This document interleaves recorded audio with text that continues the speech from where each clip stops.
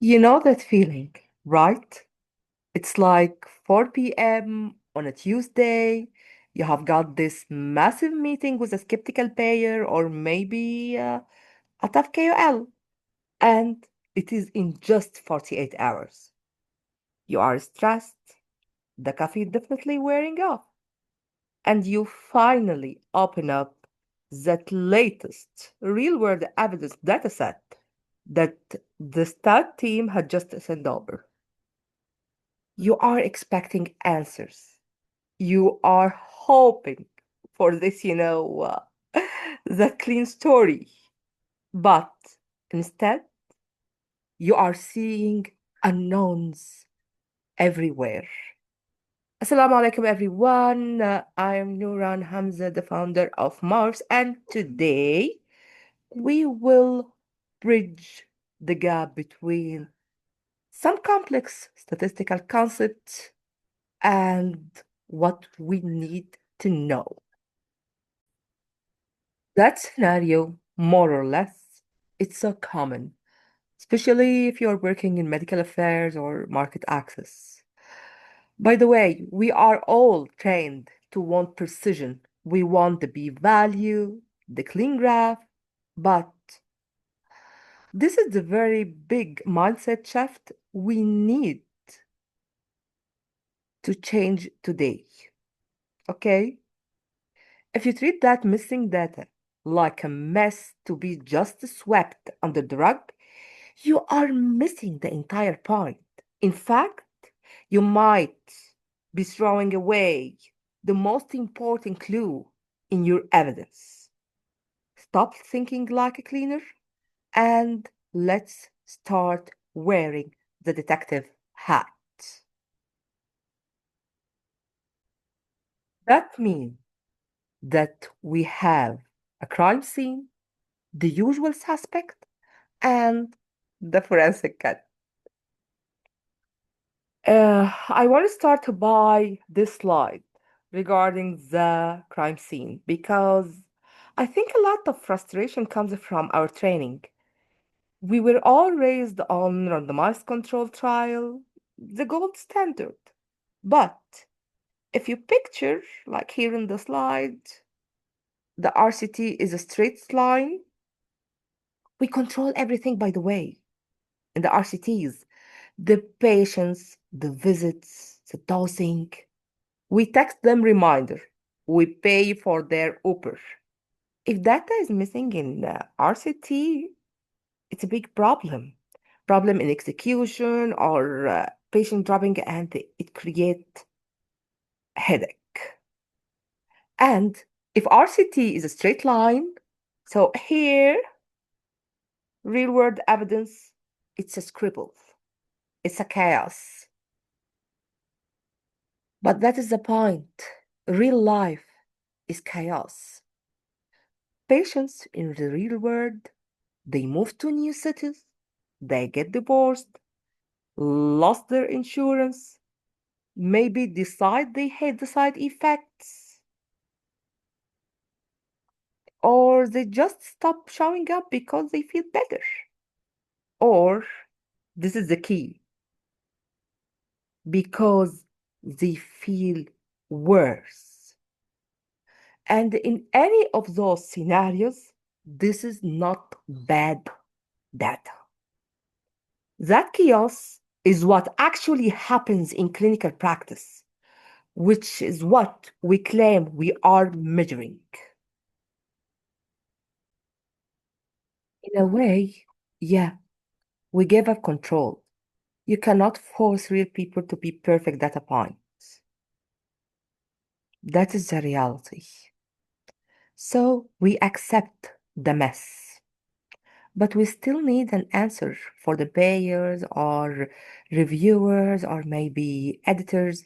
And for a long time, there was a really popular and easy way to deal with this. It is called last observation carried forwards. And I can call it the duct tape of statistics because people either use that method or similar or just imputating with mean or median. And these methods were popular because They are just so simple. You're tracking a patient pain scores for a year. They drop out in March. In such a method, the last observation carried forward, you just take their pain score from that one Tuesday in March and you pretend it stayed exactly the same for the next 9 months. And honestly, for any immunological or oncology related disease, this is a massive and often really dangerous assumption. Patients who drop out usually don't stay stable. They often get worse. That's the truth. And this brings us to a topic that is feeling like you should have a PhD to just say that word, the estimate. It's really weird, right? The estimate. Let's define our estimate. It's actually incredibly simple. It just means what is precise question we are trying to answer before we touch any data, before we run a single model. We have to agree on that question. And generally, we have two choices. We can live in two different words. First example, the first one is a perfect word. The technical term, the hypothetical estimate. And this asks, does the drug work every if every single patient takes it perfectly, never misses a dose, and never drops out? Which you know is a good question, by the way, for understanding maybe the biology. Does the chemical bind to that receptor? But then you have the real world, the treatment policy estimate. And this asks, what is the effect in actual reality with all the chaos where patients quit, switch, or give up? If a drug works perfectly but has a side effect that make half the patient quit in a month, a payer need to know this. And defending or defining that estimate isn't paperwork. It is the foundation of your value story. Okay, so now we have set the scene, right? We are not using lady methods anymore or anything, and we know that we have missing data and we know what is that we need to define our estimates. Now let's put on the detective hats. Let's profile the suspects, find the motive. I want to break it down to three usual suspects. Three reasons why data goes missing. Honestly, I love these profiles, and I think you can remember them easily next time you are in a meeting or running a real world evidence study. So we have suspect number one. We can call it the accident. Yeah, the technical term is MCR, missing completely at random. Missing completely at random. This is MCR. And why we call it the suspect? Yeah, because it's one of our missing data. But just listen to this scenario. There is a lab tech carrying a tray of blood vials. He trips the tray, goes flying, and boom, smash. The data's gone forever. Okay, let me ask you this question. From a detective standpoint, what is the motive? Maybe gravity, clumsiness, bad luck? Exactly. Is it connected to the drug itself? Or is it connected to how sick the patient is? No, it is totally random. Is he dangerous? Of course, no. It's annoying because we now have less data.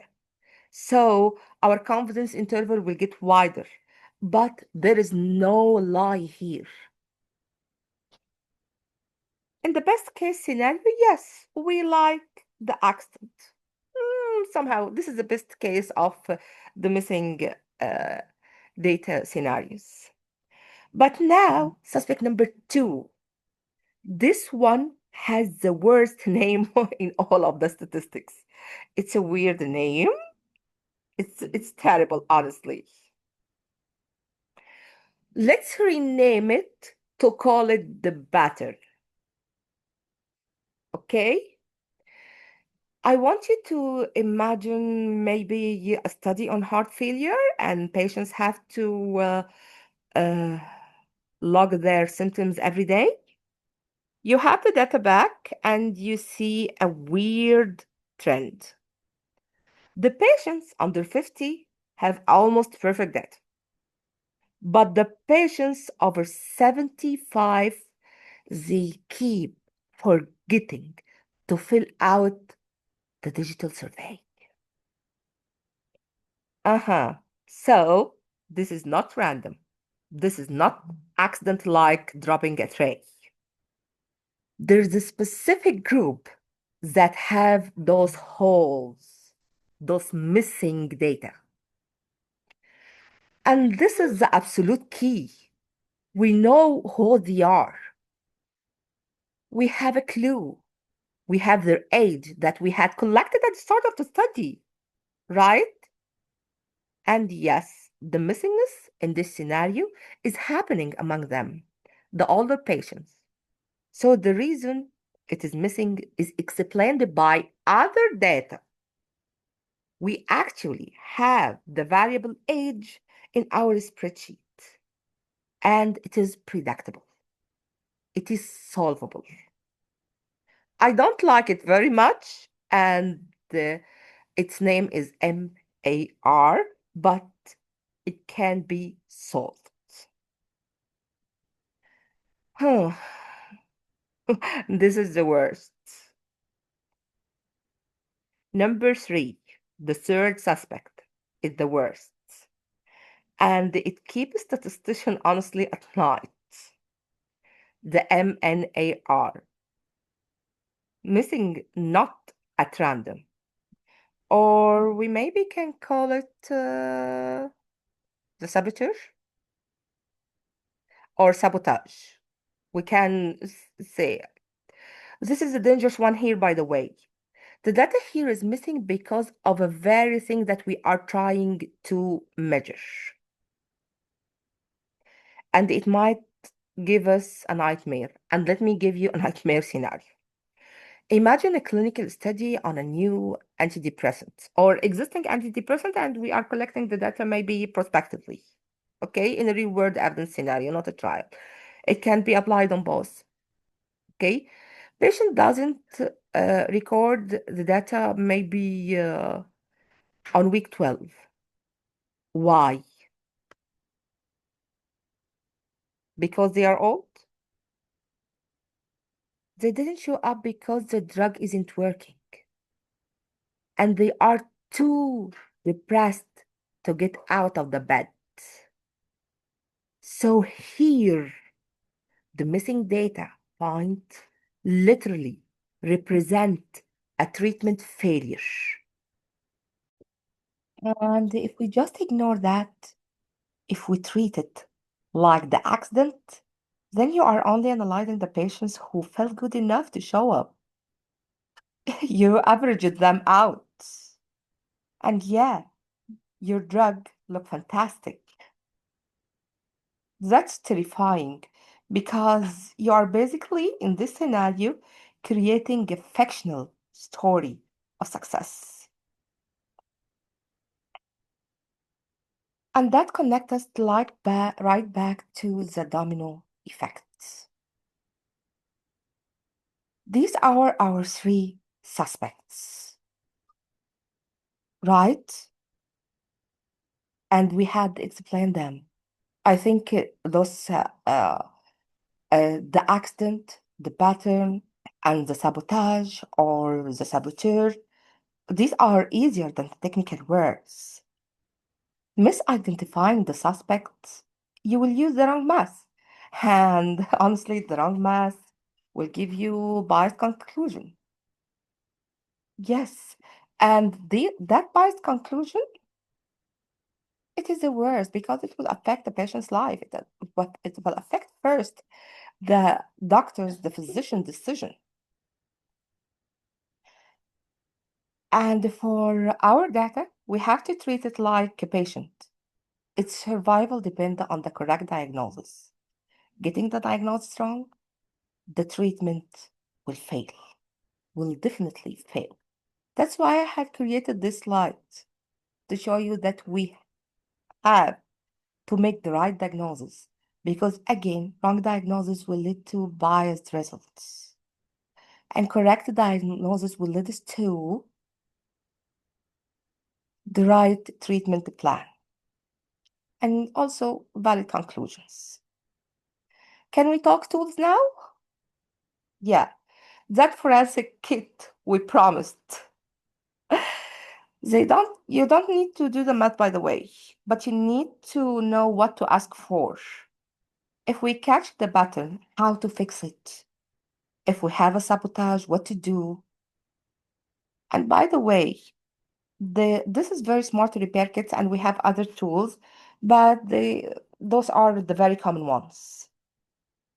Since we have the clues, like the patient age, for example, in the second scenario, the pattern one, we can properly estimate them using a probability to estimate what that missing data point likely was. But here's the clever part. We don't just guess once, because one guess implies that we are certain, and we are not. So what is that weird term, the multiple imputation? It fills that gap, say maybe 50 or 100 times, each time with a slightly different value. It creates dozens of complete datasets, analyze all of them, and then pull the results. By other words, it repairs the holes, but also, honestly, preserves the uncertainty around that repair. And in many times, we have to use the sensitivity analysis. Let's call it the stress test, okay? And there, let us say it's a tipping point analysis. It's a lovely name. So in this scenario, we say, let's assume that every single person who dropped out had the worst possible outcome. Does our drug still win? If it does, great. If not, we dial it back. At what point does the result flip from success to failure? That is a tipping point, by the way. Yes, in such scenarios, we always feel like we are on a thin ice. But if you can show a payer that even every single missing patient was an absolute disaster, okay, and the drug still shows a clear, significant benefit, well, now you have a bulletproof evidence, right? By the way, in the next session, inshallah, I will open up this toolbox and give you more tools, okay? I'm trying just to make things simple this time. Very simple. So at last, I need you to remember that the old ways is just gone. We are not just fixing spreadsheets anymore. We are protecting the integrity of medical decision. Don't let anyone get away with or just use what they call it rule of thumbs. Okay? You should be compliant with the regulatory guidelines. You are bulletproofing your evidence against any attack. And honestly, it's much better to find the weakness yourself than to have a payer or an editor find it for you. It will be non-negotiable if they find it out. So at the end of the note, I will leave you here. Happy investigating and see you next time, inshallah.